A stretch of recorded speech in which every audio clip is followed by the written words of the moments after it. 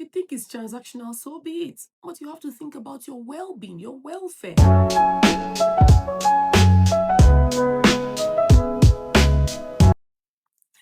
Hello, welcome back. If this is your first time here, thanks for stopping by. My name is Data Akpan. Here, we discuss, we study, and we add knowledge so that we may know more and be more. The topic in my head for us to discuss today has just refused to go. It wasn't the original topic of discussion for today, but it's just been in my mind, so I thought we might as well talk about it.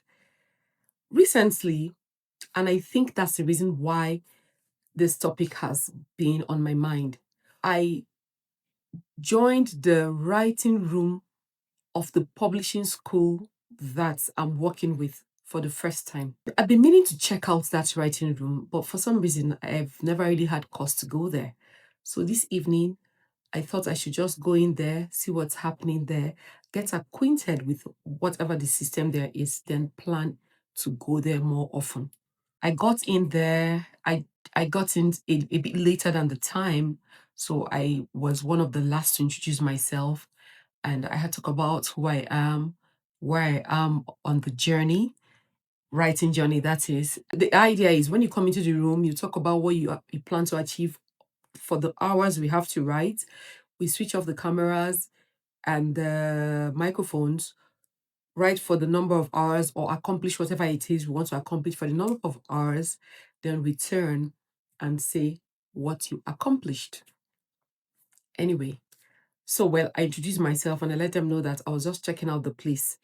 But what struck me was when I was asked where I was on the journey, and I said, I am in the editing phase, that I got my manuscript back from the editors and it was nothing like I thought, nothing like I expected. The responses I got, oh my God, felt like blue skies after the rain. They were just talking to me about the experiences. Oh, someone said editing is more difficult than writing your manuscript. Another person said, oh my God, editing takes forever. Some other person said, oh, I dread the editing phase. And on and on. What somebody said I liked was that they changed editing to enhancing. The person said, whenever I'm asked where I am, I'll just say I'm enhancing my manuscript. Bottom line is this: by the time I was done with that little interaction, we spoke and we, talked about our experiences. I felt so supported. I felt so understood. I felt like for the first time since I started this journey, somebody understands what I'm talking about. Of course, I got a heads up before sending my manuscript to the editors. My publishing coach already gave me a heads up. She said, when you send your manuscript to the editors and they return it to you, don't feel bad. They are doing their job. They are going to bring out so many things from your manuscript that you did not see, because this is them helping you or letting you see how you're supposed to develop your content beyond what you are thinking in your head. Remember, the idea of the story is mine.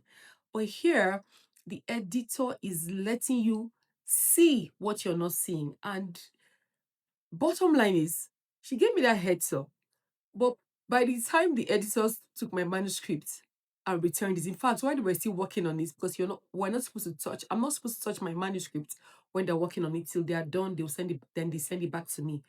I remember one day I was out and about with my daughter, and you know how you get notifications on your phone? Google was just giving me notifications, and I was seeing what was going on with my manuscripts on Google Docs. Oh my God. I was seeing so many cross over my I was seeing so many strike throughs. Yeah, that's the word. I was seeing so many strike throughs and comments. My heart was sinking. In fact, it almost affected my mood. My daughter kept asking me, Mommy, what's happening? I said, I don't know what's happening, but it seems the editors are onto me. Bottom line is, by the time I left that writing room, I felt so comforted. I think that's the word I should use. I felt comforted. I felt like, thank God somebody else gets it. I'm not alone. I have all these people on the same journey as me, and they understand exactly what I'm talking about. You know, after then, I couldn't shake off the thought of how important our environment is. I just couldn't shake it off. I pondered it over and over again. And I said, this is a typical example. This is a first-hand experience, first-hand example of the importance of environment. This is a first-hand experience. They say experience is the best teacher. It is indeed. Whether it's your experience or the experience of someone within your sphere or an experience that you're observing, experience is really the best teacher. Anyway, I kept thinking about environment and the impact of our environment on us. I I know of a wise saying, a quote actually by an Indian yogi. His name is really long. I don't want to spoil it, so I won't bother. But it's a quote, and the quote says, "Environment is stronger than willpower." Hmm. Environment is stronger than willpower. I agree 100%. Is it a yes for you or a no? Do you agree or do you not agree that environment is stronger than willpower? I agree because I've had my own experiences, my own fair share of experiences. I believe that some of the people that can tell you firsthand the impact of environment are people who have had to walk through an addiction, had to beat a habit, conquer a challenging habit or addiction.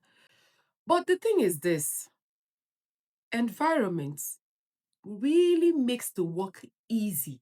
It makes the work a lot easier.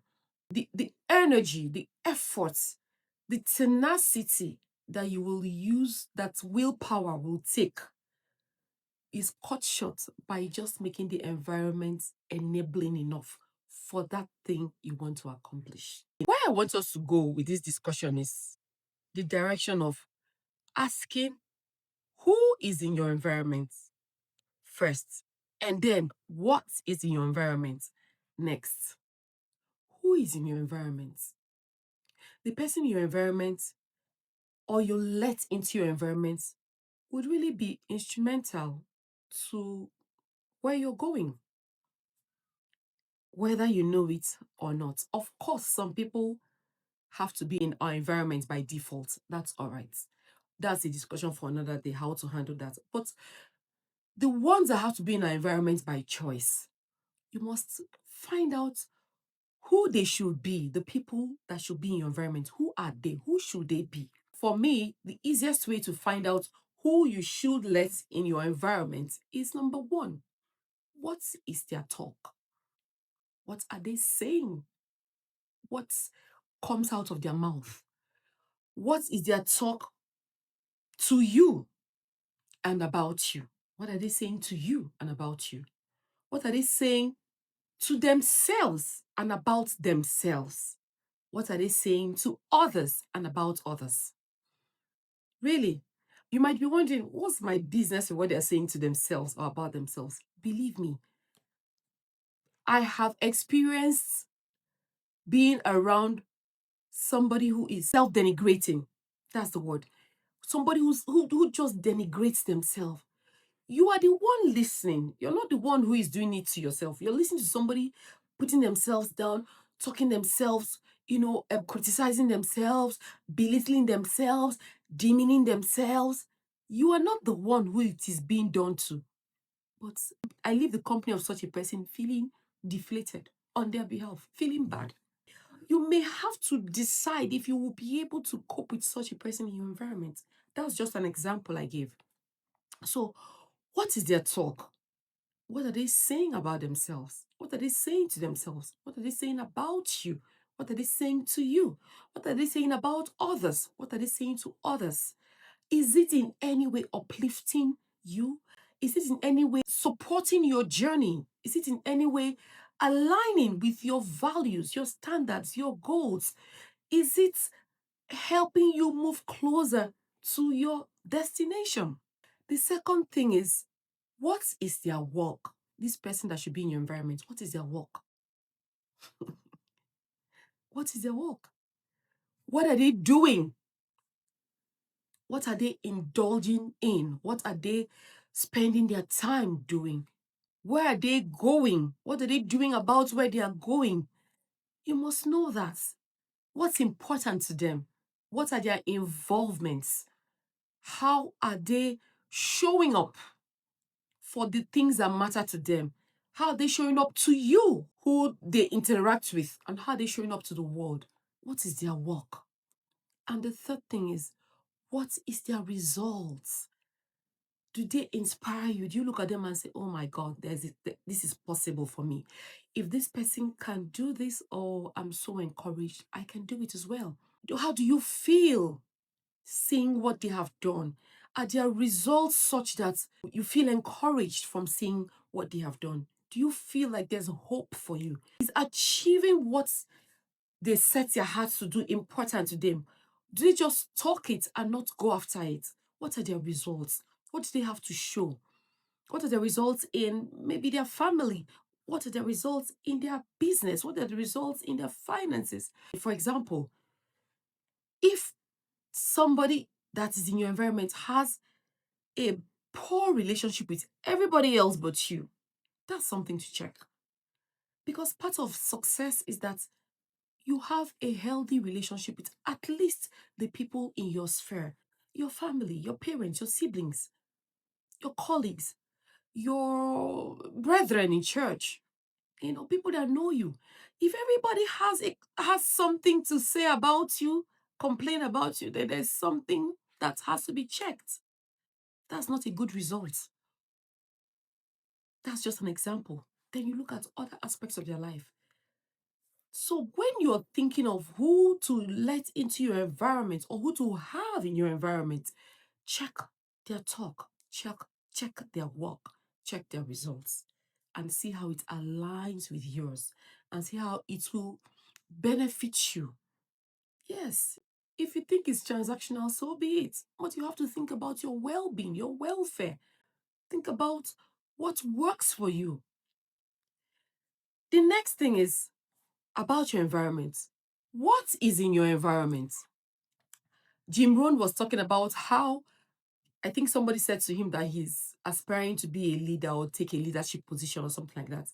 And then you go to their house, don't see one single book on the bookshelf. Apart from that, if you saw a book at all, the book has nothing to do with where you are aspiring to. Maybe they have newspapers, reading the news, or reading something that has no alignment with what they say they want to do. So what is in your environment? Is your environment enabling your goals? Is your environment enabling your visions? So you have to think about it. What do you have in your environment that reminds you every day of the possibilities of what you want to do, of where you're going? Is it something you've written somewhere? Your decoration, do you know? You can turn your decoration into your props. You have props everywhere. Everywhere you look, you're reminded of your goal. You're reminded of the person you want to be. You're reminded of the person you're becoming. You're reminded of where you're going. What are you keeping in your environment? If you want to start taking your fitness seriously, do you have the equipment? Oh, let's not talk about equipment. Do you even have anything that will remind you to exercise? Maybe your trainers. Keep it somewhere where you can see it. You can't have trainers. You want to be exercising daily and your trainers is in your archive. You know where you keep your clothes that you don't wear all the time. Your trainers is there. Right? Well, those kinds of things. What is in your environment? What are you putting in place to enable your goals? What are you doing about your environment? Is it conducive? This conversation has been playing in my head for days now. And I thought we should just have the discussion around the topic, environment is stronger than willpower. I have a lot of experiences around that. I can't begin to share them right now. But I know one thing for sure. The times I've been able to do the things I wanted to do, I had to be in an environment that will enable it. I'm very huge on community. Sometimes I may not even be very active, but I'm there. I'm huge on community.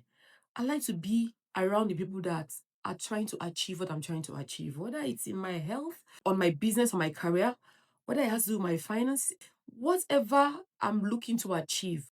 I try to work my way into an environment that will help me achieve that. Talking of environment, I just had like zero, very little tolerance for environments where they talked, they complained so much about money. That period, I was doing some work on my mindset. I was doing some work around my finances. I was focused on tidying some things up. I just knew that I needed some tidying up to do around my finances and money. And I probably find myself in a group, maybe one of these WhatsApp groups, or in a meeting that a talk about money would come up. And then people are whining and complaining. And you look at the kinds of things they're complaining about, and you can't wrap your head around it. Do you know what I used to do? That was then. I would just quietly, speedily, and quietly excuse myself. I'll just exit. If it's like a group on one of these platforms like WhatsApp or any of these places, if it's physical, I will try to make sure that I cut my stay there very short. If I have an obligation, I'll quickly take care of my obligation, do what I have to do, and then leave. If I do not have an obligation and the discussion is just going round and round and people are whining and complaining, I'll just excuse myself and go and look for something more productive to do with my time. I just had no tolerance. But at this point, I don't bother about that anymore. If I'm in a place and people are whining and complaining, I'll just keep quiet, stay for as long as I have to stay, and leave. If I have any 2 cents to add, I would. If I don't, I would just be rejecting the information that they're sharing that does not serve me. And afterwards, I step out of there and do something that will reinforce my own values and beliefs.